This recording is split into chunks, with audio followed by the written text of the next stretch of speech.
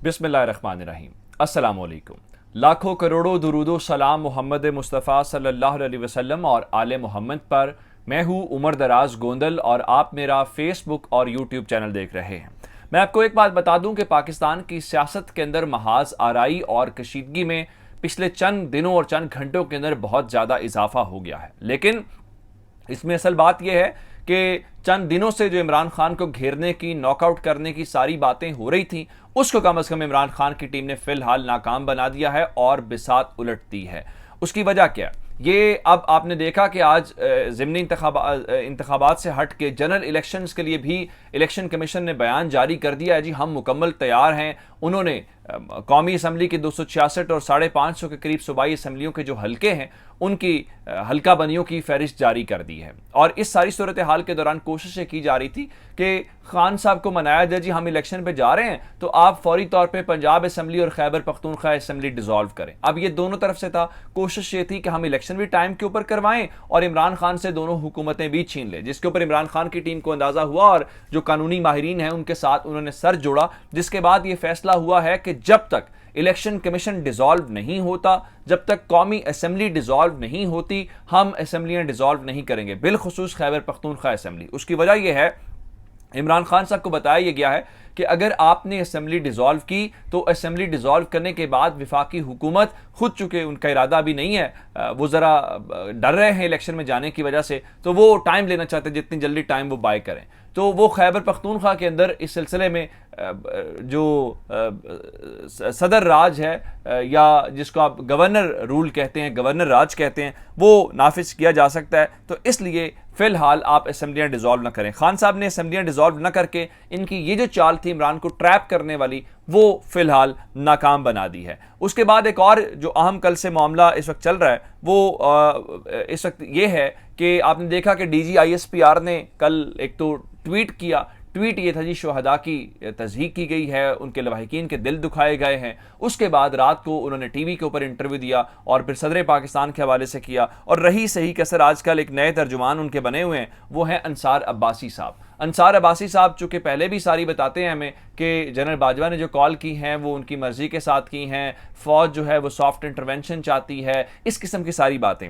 आज अंसार अब्बासी साहब ने लिखा है, PTI और इस्टेब्लिशमेंट के दरमियान ताल्लुकात बद से बदतर हो चुके हैं। और उनके मुताबिक जी पार्टी की क़यादत को भी इल्म है। अभी हाल ही में उन्होंने कहा जी एक वजीर के साथ रब्ता किया गया और उसके सामने जो तहरीक इंसाफ के सोशल मीडिया अकाउंट्स हैं वो रखे गए, वहां पे जो मवाद रखा गया जिसके बाद तहरीक इंसाफ ने उन लोगों को डिसोन किया। इस किस्म की बहुत सारी बातें हुई हैं। लेकिन रात को बात हुई, जो आप जानते हैं कि अफगानिस्तान के अंदर एक मामला हुआ है जो एक कार्रवाई का, उसके ऊपर बहुत सारे लोग कह रहे हैं, जैसे साउथ चाइना मॉर्निंग पोस्ट जो है उन्होंने भी लिखा और बहुत सारे पाकिस्तानी एयर स्पेस इस्तेमाल करने के दावे कर रहे हैं। लेकिन पाकिस्तान का दफ्तर खारजा या रात को DGISPR ने टीवी के ऊपर बैठ के ये कहा कि पाकिस्तान की सरजमीन इस्तेमाल होने का सवाल ही पैदा नहीं होता। अब मामला यहाँ पे ख़त्म नहीं हुआ, बल्कि पाकिस्तान तहरीक इंसाफ ने फौजी तर्जुमान के इस बयान के बाद मजीद वजाहत तलब कर ली है। उसके ऊपर फवाद चौधरी साहब, जिन्होंने पहली प्रेस कॉन्फ्रेंस की थी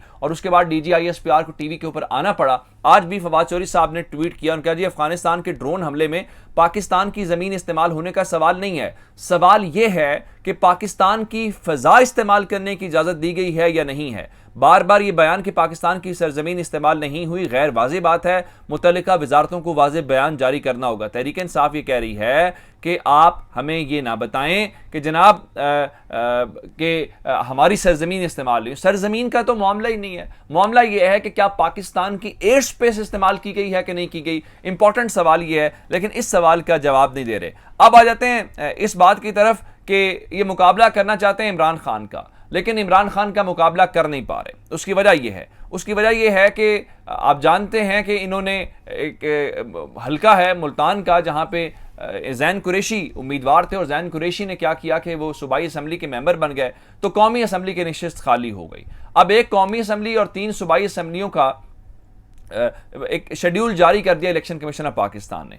वहां पे यूसुफ रजा गिलानी के साहबजादे और शाह महमूद कुरैशी की साहबजादी मुकाबले के अंदर हैं। अब आप अंदाजा ये करें कि प्रोपेगेंडा किया गया जी वो मौरूसियत है, बिल्कुल ठीक है, मैं इस बात को तो जस्टिफाई नहीं करूंगा, लेकिन ये बात जरूर है कि आपको हकायक का इल्म होना चाहिए। अगर तो पीपल्स पार्टी और नून लीग मुकाबला कर सकते होते तो वो भी गिलानियों से हट के टिकट दे देते। वहां पे वोट की डायनेमिक्स बिल्कुल अलग हैं और आप जानते हैं कि लोग वहां पे गद्दी को वोट देते हैं, लोग पुराने पीरों को वोट देते हैं। और चलें पीपल्स पार्टी और तहरीक इंसाफ से तो ये सवाल होता हुआ नजर आ रहा है, नून लीग तो इस सारी सूरत हाल से ही भाग गई। अब आप कहेंगे कैसे? गफार डोगर साहब यहां पे नून लीग के कैंडिडेट थे, नून लीग ने अपना कैंडिडेट विड्रॉ करके उसको वजीर आजम का मुशीर बना दिया है, जिसका मतलब यह है कि तहरीक इंसाफ का मुकाबला करने से भी नून लीग भाग गई है और ये इस वक्त इनकी सिचुएशन है। फिर आप अंदाजा ये करें कि इन्होंने जब हमजा शहबाज शरीफ की वजारत आला का फैसला रूलिंग वाला हुआ था तो हमें यह बताया गया था कि हमने तो बायकॉट कर दिया। इरफान कादर ने कहा जी मैं भी आर्गू नहीं करूंगा।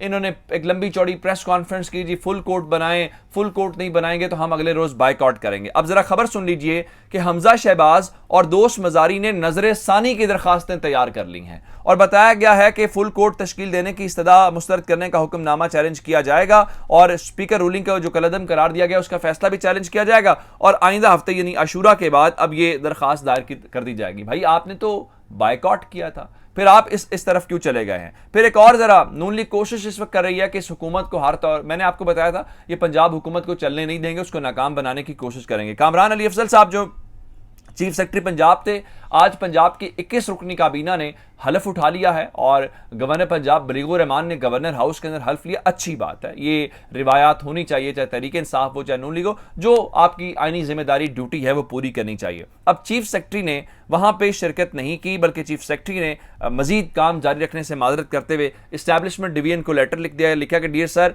आई am writing to convey that owing to personal reasons it is not possible for me to continue on my current assignment, it is therefore requested that my services may kindly be withdrawn with immediate effect. जिसका मतलब यह है कि आज की तारीख का लिखा गया खत जिसमें वो कह रहे हैं कि मेरी खिदमात यहां से वापस ले ली जाएं। अब इसके पीछे क्या वजह हो सकती है जिसके बाद नया चीफ सेक्रेटरी आएगा, सारी सूरत हाल है। लेकिन मैं आपको दो मजीद बड़ी खबरें देना चाहता हूं और वो दो बड़ी खबरें ये हैं कि चूंकि आप जानते हैं कि खान साहब को निकालने का मिशन है और उनको डिस्क्वालीफाई करने का और उनकी पार्टी के ऊपर बैन लगाने का, और ये बात ठीक है, शेख रशीद ने इस तरह कहा कि ये पछताएंगे जो खुद ये काम करने वाले हैं। 30 अगस्त तक मामला वैसे ही इस हुकूमत का वाइंड अप हो जाएगा। लेकिन मैं आपको सबसे पहले लंदन प्लान के हवाले से बता देता हूं कि मरीम नवाज का जो हम ख्याल ग्रुप है वो इस वक्त लंदन के अंदर मौजूद है, जिसमें शाहिद खान अब्बासी हैं, इरफान सिद्दीकी हैं, जावेद लतीफ़ हैं और उसके साथ हमजा शहबाज को भी तलब किया गया। इस लम्हे हमजा शहबाज की मुलाकात जारी है, जब आप वीडियो देख रहे होंगे मुलाकात खत्म हो चुकी होगी।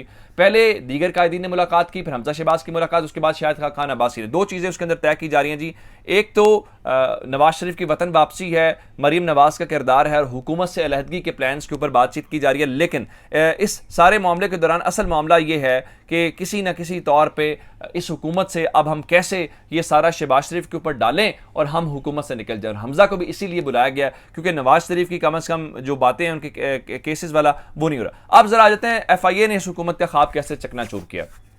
FIA ने कमेटी बना दी है, 5 रुकनी का कमेटी है जिसके अंदर मुख्तलिफ ऑफिसर्स हैं और बैक वक्त पाकिस्तान के मुख्तलिफ जो शहर हैं वहाँ पर कार्रवाई का आगाज़ किया जाएगा। लेकिन अब खबर ये आई है कि हुकूमत ने FIA से ये कहा कि आप फौजदारी जो दफात हैं उसके तहत पाकिस्तान तहरीक इंसाफ के खिलाफ ये केस लेके चले। उन्होंने कहा कि हम फौजदारी कर तो लें, हम उसको साबित कैसे करेंगे और हम कैसे बताएंगे कि इमरान खान ने गैर मुल्की फंडिंग ली, या हम ऑन ग्राउंड चीज़ें कैसे करेंगे, जिसकी बुनियाद के ऊपर रात आखिरी पहर तक विफाकी वज़रा बताया गया है कि FIA हेडक्वार्टर के अंदर मौजूद रहे, वहां पर उनको कायल करने की कोशिश करते रहे। लेकिन FIA ने इनकी बात मानने से इनकार कर दिया क्योंकि FIA को भी पता है कि सियासी केस ज़रूर है लेकिन ये केस बहुत कमज़ोर है, ये केस आगे नहीं चल पाएगा और कोर्ट इसको उड़ा देगी। एक खबर और सुन ले जनाब, वो खबर क्या है? आप जानते हैं खान साहब ने 9 हल्कों के अंदर इलेक्शन लड़ने का ऐलान किया।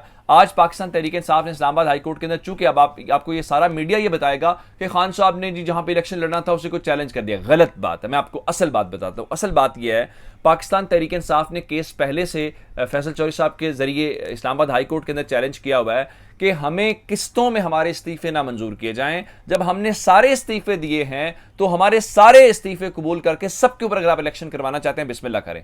असल खबर यह है कि पाकिस्तान तहरीक इंसाफ के लिए सिर्फ 11 ही क्यों, हमारे 134 नशिस्तों के ऊपर इस्तीफे कबूल करें। अब जब आप उसमें करेंगे तो तहरीक इंसाफ ने कहा हमने आपको दरखास्त दी थी या तो 11 भी ना करें या 134 पूरे करें। तो इस दौरान इन्होंने ज़िमनी इलेक्शन का शेड्यूल ऐलान कर दिया। ये आपके फैसले की खिलाफ वर्जी है। तो ये बेसिकली असल खबर है, लेकिन मीडिया आपको ये बताएगा जी वो तहरीक इंसाफ कल तो कह रही थी हमने लड़ना है, अब इन्होंने उस चीज को चैलेंज कर दिया। ये गलत बात है। अपना बहुत सारा ख्याल रखिएगा। खुदा हाफिज।